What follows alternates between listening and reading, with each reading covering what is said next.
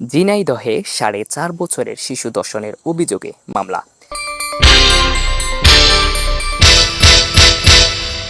ঝিনাইদহ জেলার হারিনাকুণ্ড উপজেলায় 4.5 বছর বয়সী এক শিশুকন্যা ধর্ষণের অভিযোগে 11 দিন পর থানায় মামলা হয়েছে।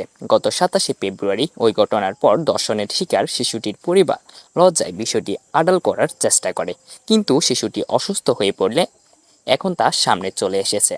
শিশুটিকে ঝিনাইদহ সদর হাসপাতালের ওয়ারস্টপ ক্রাইসিস সেন্টারে প্রেরণ করা হয়েছে ডাক্তারি পরীক্ষার জন্য।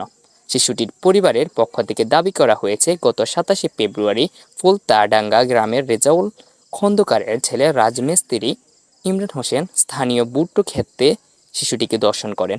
হারিনাকুণ্ড থানার অফিসার ইনচার্জ MA রৌফ খান জানান, ঘটনার দিন সকালে ইমরান হোসেন ওই শিশুকে চকলেট খাওয়ানোর প্রলোভন দেখিয়ে বাড়ির পাশে ভুট্টো খেতে নিয়ে ধর্ষণ করে। পরে ধর্ষিতা শিশুটি অসুস্থ হয়ে পড়লে বিষয়টি জানাজানি হয়ে যায়। সোমবার সকালে ভিকটিমের মা হারিনাকুণ্ড থানায় এসে এ বিষয়ে একটি মামলা দায়ের করেছেন। তিনি জানান, পুলিশ শিশুটিকে ডাক্তারি পরীক্ষার জন্য ঝিনাইদহ সদর হাসপাতালের ওয়ান স্টপ ক্রাইসিস সেন্টারে পাঠিয়েছেন। আসামি ইমরানকে আটক করার জন্য অভিযান চলছে বলে জানিয়েছেন তিনি। সরওয়ার হোসেন, নিউজ প্রতিদিন,